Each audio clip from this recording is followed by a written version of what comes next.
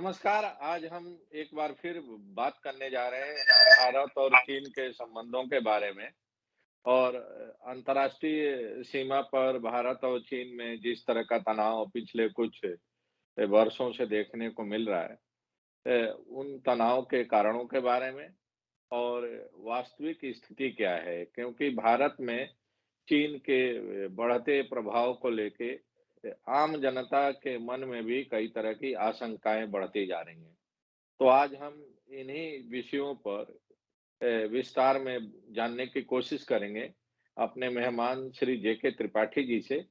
जेके त्रिपाठी जी जाने-माने राजनयिक हैं, विदेश मामलों के जानकार हैं और चीन और भारत के बारे में और उसके आपसी संबंधों के बारे में इसके पहले भी कई बार हमारे साथ जुड़कर आम जनता के मन में, मीडिया के मन में जो सवाल पैदा हुए हैं या पैदा होते रहे हैं, उस पर अपनी एक्सपर्ट राय देते रहे हैं।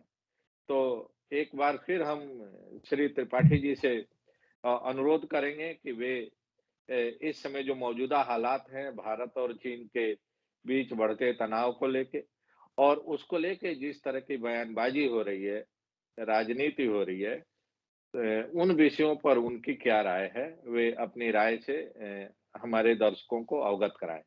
त्रिपाठी जी बहुत-बहुत स्वागत है और धन्यवाद। सबसे पहले तो यही कि भारत और चीन के बीच में एक बार फिर तनाव बढ़ता जा रहा है और आम तौर पर देखा जा रहा है कि चीन एक के बाद एक भारतीय सीमा से लगे क्षेत्रों में अपना अधिकार बढ़ाने, अपना जो टेरिटरी है बढ़ाने की कोशिश करता रहा है।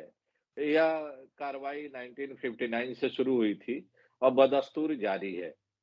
सरकारें बदलती रहती हैं और सरकारों के अपने व्यूज रहे हैं, अपने स्टैंड रहे हैं भारत और चीन के संबंधों को लेके और एक बार फिर चीन और भारत के बीच जिस तरह का तनाव दिखाई दे रहा है, उसको लेके भारत के अंदर ही काफ़ी कॉन्ट्रडिक्शंस दिखाई दे रहा है। एक्सपर्ट्स के बीच में, सरकार में शामिल लोगों के बयानों के बीच में।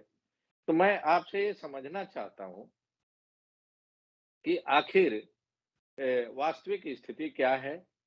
क्या सचमुच चीन हमारे भारतीय क्षेत्र के अंदर घुसपैठ कर चुका है या घुसपैठ करता रहा है या घुसपैठ करने की कोशिश कर रहा है? और दूसरा इसके पीछे हमारी जो विदेश नीति है, हमारी जो रणनीति है, वो कितनी कारगर है, कितनी कमज़ोर है, कितनी माने हम कहें कि उपयुक्त है मौजूदा हालात के मद्देनज़र। हम शुरुआत करेंगे पंडित नेहरू के एक कोटेशन से जो पंडित नेहरू कहा करते थे कि सबसे ज़्यादा ज़रूरी ये है कि आपस में शांति रहे, आपस में एक भाईचारा बना रहे। लेकिन आज क्या जो मौजूदा हालात है उसको देख के ये माना जा सकता है कि हमारी सीमा पर इस तरह की शांति और भाईचारा के वातावरण हैं? देखिए, ऐसा है विष्णु जी, सबसे पहले तो नमस्कार और सारे दर्शकों को भी मेरा नमस्कार जुड़ने के लिए, ताकि आपके माध्यम से हम थोड़ी-सी बातें चीन और भारत के संबंधों पे पहुँचा सकें। जैसा कि आपने सही कहा कि चीन के साथ हमारे रिश्तों में खटास 1959 से आनी शुरू हुई। खटास क्या आनी शुरू हुई, मतलब चीन ने अतिक्रमण करना शुरू किया। जब चीन 1949 में चीन में कम्युनिस्ट क्रांति हुई तो नेहरू जी ने उसका समर्थन किया और हमने चीन को भरपूर समर्थन दिया। यहाँ तक कि जब हमें संयुक्त राष्ट्र संघ में हमें ये कहा गया कि हम सुरक्षा परिषद की स्थायी सदस्यता लें, क्योंकि हम पॉपुलेशन के हिसाब से, जनसंख्या के हिसाब से बहुत बड़े देश थे। हालांकि अर्थव्यवस्था के हिसाब से उतने बड़े नहीं थे। चीन की अर्थव्यवस्था हमारी अर्थव्यवस्था के हिसाब से कम थी उस वक्त, लेकिन हमने मना कर दिया और हमने ये कहा कि ये चीज जो चीन को दी जाए, ये स्थायी सदस्यता चीन को दी जाए। अब ये हमारी दयानतदारी कहिए, दरियादिली कहिए, या शायद हमारे समझने में गलती कहिए। मैं कायरता तो नहीं कहूँगा, क्योंकि उस वक़्त तो चीन के साथ कायरता का कोई सवाल ही नहीं था। लेकिन शायद हमारे समझने में कुछ गलती हुई, शायद नेहरू जी के समझने में कुछ गलती हुई। और देखिए ये भी था कि 1950 के दशक में हमने चीन के साथ बहुत अच्छे ये सिद्धांत रखे थे।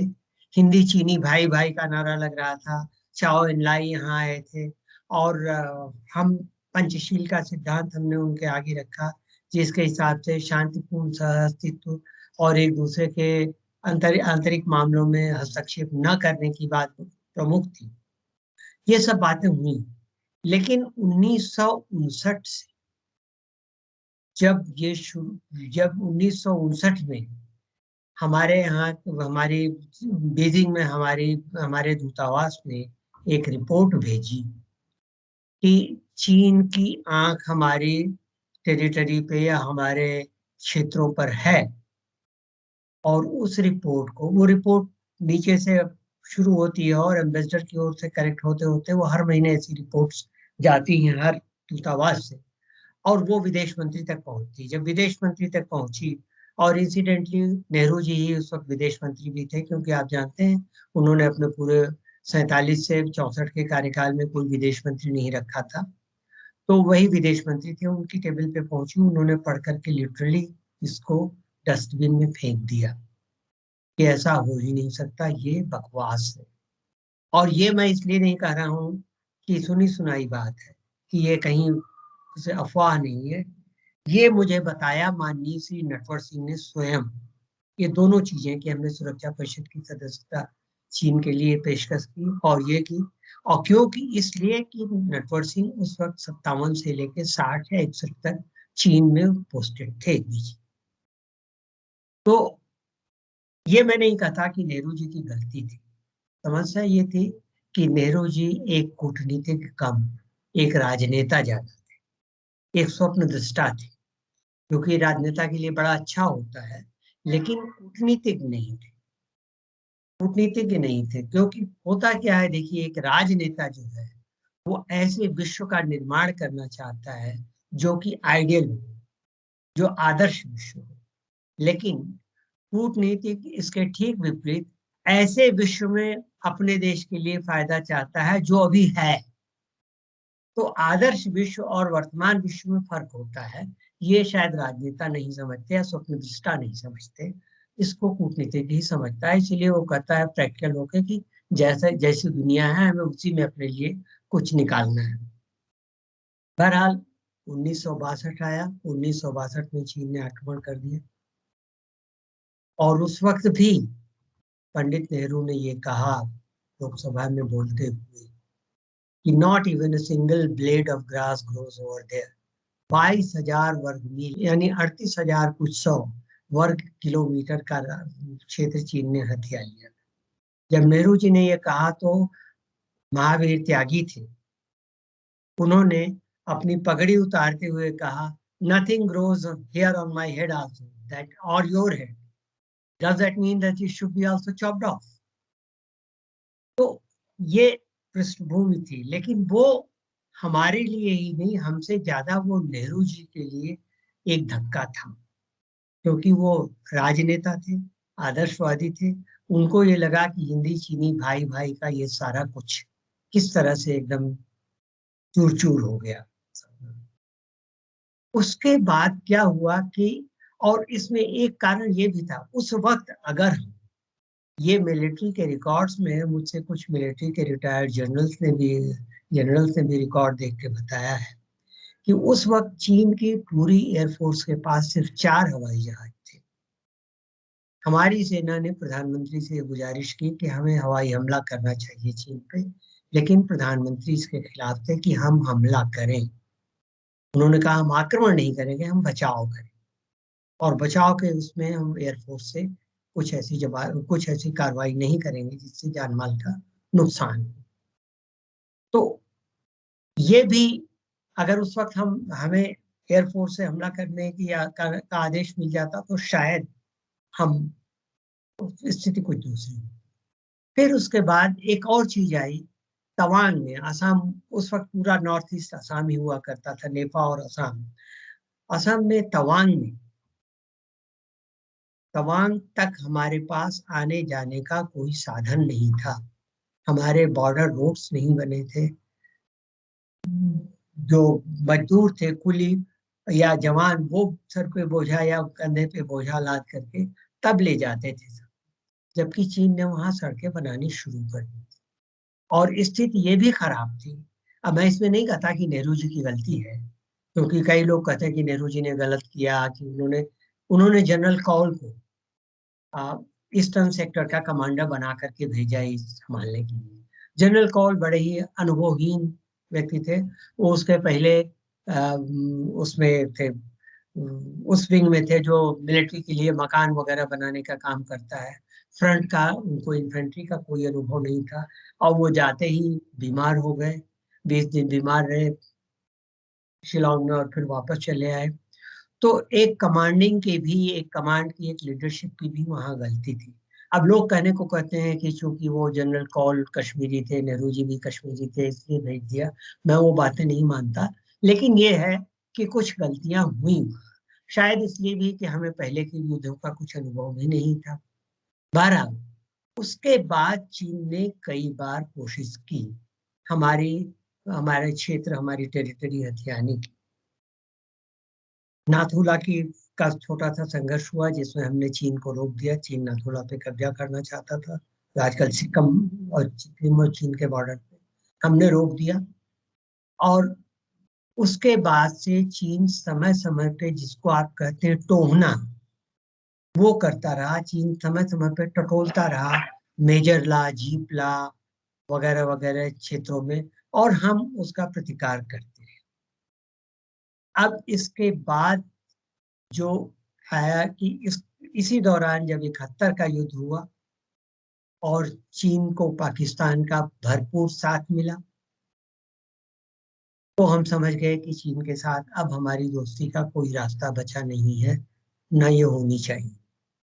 और चीन ने हालांकि हमें धमकी दी कि चीन, और उस वक्त चीन और अमेरिका एक थे। आप सोचिए, चीन और अमेरिका एक और थे पाकिस्तान। अमेरिका ने अपना 7वां बेड़ा भी हिंद महासागर में उतारा, लेकिन बहरहाल हम वो युद्ध जीत गए। उसके बाद से चीन को भी ये लगने लगा कि हमारी सुरक्षा व्यवस्था कहीं जो है वो ज्यादा पुख्ता है, इसलिए चीन जानबूझ करके कभी सशस्त्र हमला नहीं कर पाया। चीन जगह जगह टोकता रहा। चीन ने उसके बाद डोकलाम किया। डोकलाम हालांकि हमारे क्षेत्र में नहीं था, लेकिन हमारे लिए खतरा हो सकता था। चीन ने इसके बाद आ, और भी परेशानियां खड़ी की, और अंत में इसका कल्मिनेशन जो है आकर के गलवान घाटी की पिछले साल मई में हुई, मई जून में हुई झड़प में। लेकिन उसके बाद भी सर मैं देखिए। जी। सर मैं ये बीच में इंटरप्ट कर रहा हूँ, माफ़ी चाहता हूँ। मैं ये समझना चाह रहा हूँ कि जैसा कि हम सब लोग जो ग्लोबल हिस्ट्री और ग्लोबल डिप्लोमेसी के बारे में पढ़ते रहे हैं, थोड़ी बहुत समझ रखते हैं। अ, कहा ये जाता है कि इतिहास से सबक लेना चाहिए, या जो इतिहास में गलतियाँ हुई हैं, उसको सुधार के आगे बढ़ना चाहिए। ये फैक्चुअली करेक्ट है कि पंडित नेहरू ने 1949 से लेके और उसके बाद भी कई बार चीन पर कुछ ज़्यादा ही भरोसा किया, वहाँ की सरकारों पर भरोसा किया। और जैसा कि आपने भी अभी बताया कि नटवर सिंह जी की जो अनुभव रहे हैं, जो उनकी जानकारी रही है, उसके मुताबिक भी पंडित नेहरू ने चीन के बारे में जब गोपनीय रिपोर्ट आई, बीजिंग से लेकर और दूतावासों से, तो उसको उन्होंने उस पर भरोसा नहीं किया, उसको रद्दी की टोकरी में फेंक दिया। उसके कई दशक बाद हमने देखा कि एक बार फिर भारत की तरफ से प्रयास हुआ, जब राजीव गांधी प्रधानमंत्री थे तब, उनका चीन का दौरा हुआ और उसके बाद इंदिरा जी भी चीन से कोशिश की कि एक बेहतर रिश्ता बने। राजीव गांधी ने भी कोशिश किया, लेकिन उसमें कोई बहुत ज़्यादा क्वालिटेटिव चेंज नहीं आया चीन के व्यवहार में। फिर हमारे मौजूदा प्रधानमंत्री मोदी जी ने भी जो मौजूदा लीडरशिप है चीन की, उसके साथ एक बेहतर राबता कायम करने की कोशिश की। और गुजरात से लेके महाबलीपुरम तक में जिस तरह का उनके साथ मौजूदा प्रधानमंत्री का व्यवहार रहा, एक शिष्टाचार रहा, उसके बाद ये उम्मीद नहीं की जाती थी कि चीन की तरफ से कोई ऐसी कार्रवाई होगी जो भारतीय हितों के खिलाफ होगी। फिर भी चीन ने वो काम किया। अब इन सारी पुरानी घटनाओं के मद्देनज़र इस समय मौजूदा एक विवाद खड़ा हुआ है अरुणाचल प्रदेश से लगे हुए क्षेत्र में चीन की तरफ से जो गाँव बसाए गए हैं, जो घ जो घर बनाए गए हैं। अब विवाद इसमें इसलिए ज़्यादा बड़ा होता दिखाई दे रहा है कि हमारी सरकार की जो अलग-अलग एजेंसियाँ हैं, उनकी तरफ से भी लगता है कि कॉन्ट्राडिक्टरी स्टेटमेंट आ रहे हैं। आपने सर देखा होगा पिछले दिनों कि एमईए की तरफ से, विदेश मंत्रालय की तरफ से एक बयान आया। उसके कुछ दिन बाद आर्मी के जो सीडीएस चीफ हैं बिपिन रावत जी, उनका एक बयान आ गया। उसके बाद फिर कुछ नेताओं के भी बयान देखने को मिले, सत्ता पक्ष की तरफ से भी और विपक्ष की तरफ से भी। मैं ये आपसे आपके माध्यम से ये समझना चाहता हूँ और हम चाहते हैं कि दर्शकों को भी बताया जाए कि आज की तारीख में अगर एक साधारण बातचीत में हम या आम बोलचाल की भाषा में समझना चाहें, तो अरुणाचल प्रदेश से लगे हुए क्षेत्र में क्या स्थिति है? क्या सचमुच चीन ने हमारे क्षेत्र में कोई गाँव बसा रखे हैं? या ये महज़ एक पॉलिटिकल बयानबाज़ी है और इसका मकसद सिर्फ़ और सिर्फ़ राजनीति है? या इसमें कुछ सच्चाई भी है? इस पर हम चाहते हैं कि आप अपनी राय बताएँ। देखिए, जैसा कि आपने कहा कि विदेश मंत्रालय ने भी बयान दिया और सीडीएस ने भी बयान दिया, बिपिन रावत साहब ने भी, और उसके बाद तमाम नेताओं के भी बयान आ रहे हैं। तो मैं एक चीज़ यहाँ स्पष्ट कर दूँ कि नेता लोग जो हैं, राजनीतिक नेता लोग, ये अपने फ़ायदे के लिए इसमें से जो भी एक स्थिति होती है, यथास्थिति में से थोड़ा-सा अपने फ़ायदे के लिए निकाल करके और वो उसका उपयोग करते हैं। ये इसी तरह होता है जैसे कि अंधे को आप हाथी दिखाइए तो 4 अंधे वाली जो कहानी है कि अलग-अलग अंधों ने अलग-अलग ढंग से हाथी का वो किया।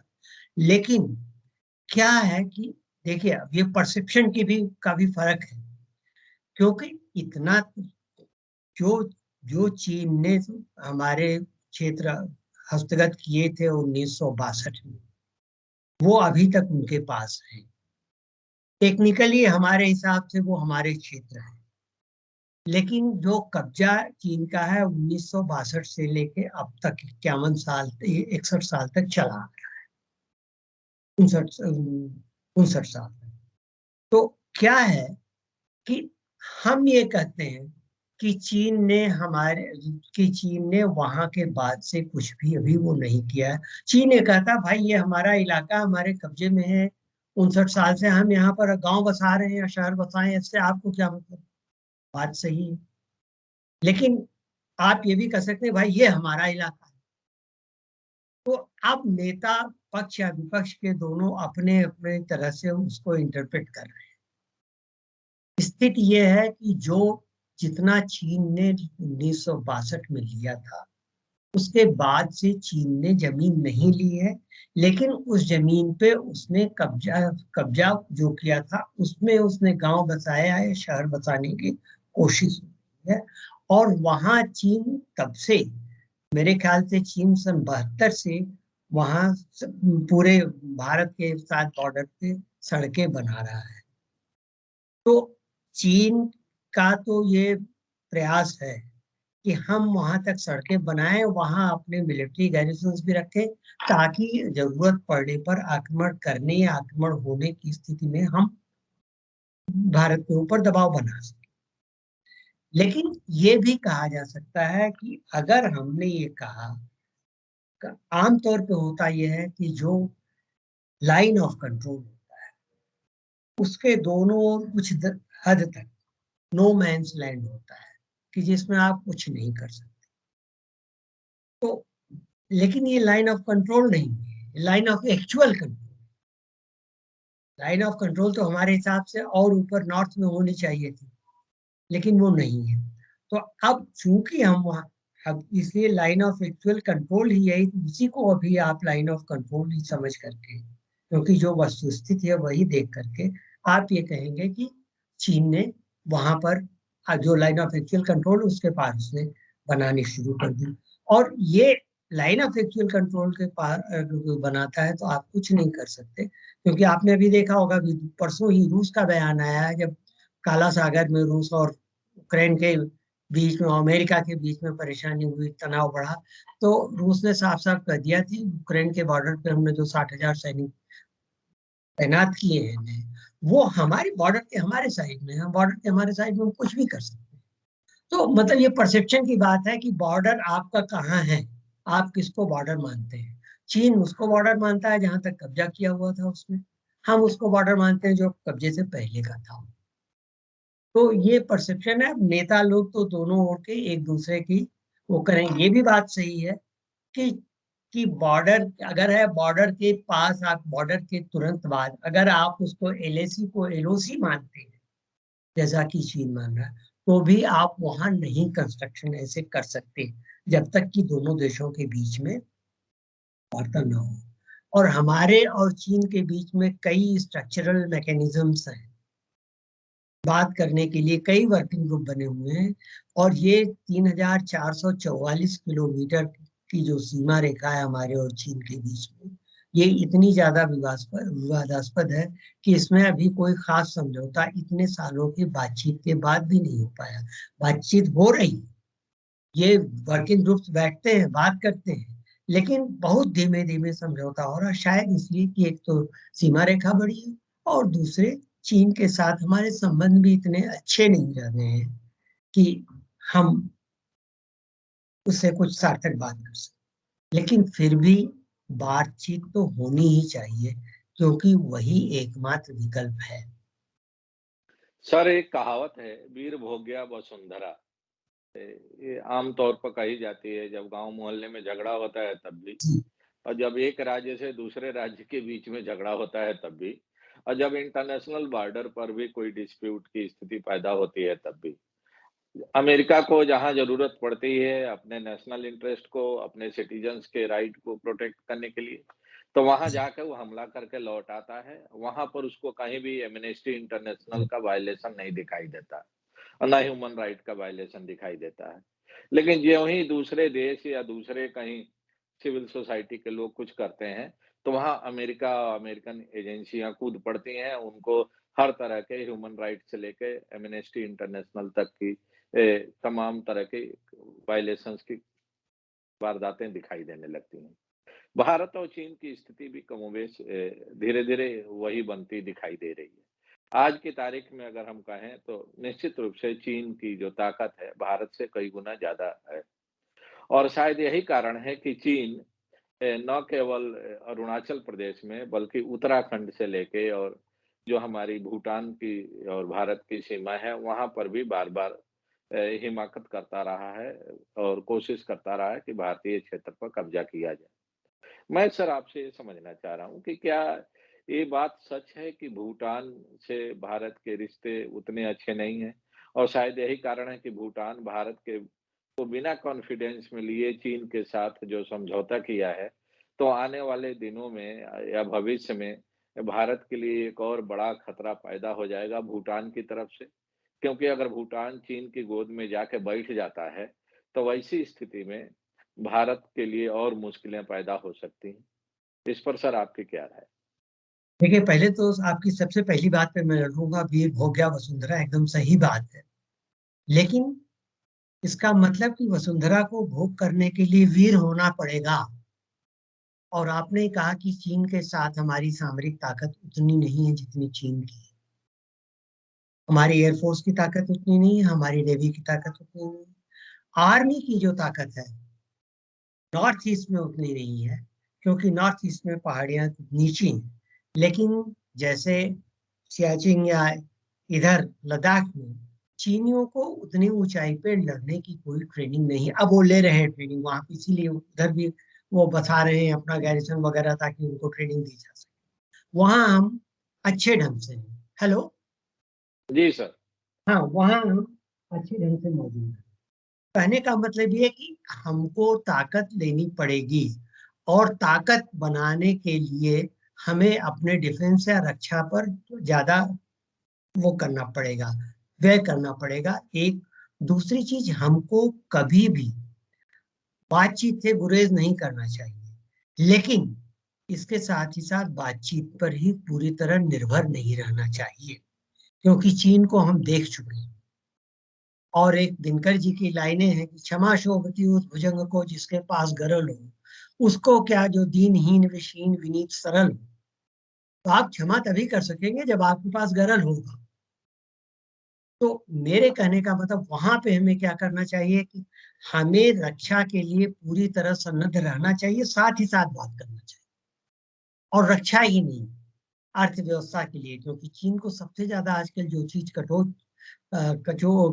कचोट रही है वो है कि उसकी अर्थव्यवस्था पर कोई नुकसान न पहुंचे, उसकी बुनियाद प्रवृत्ति पर नुकसान न पहुंचे।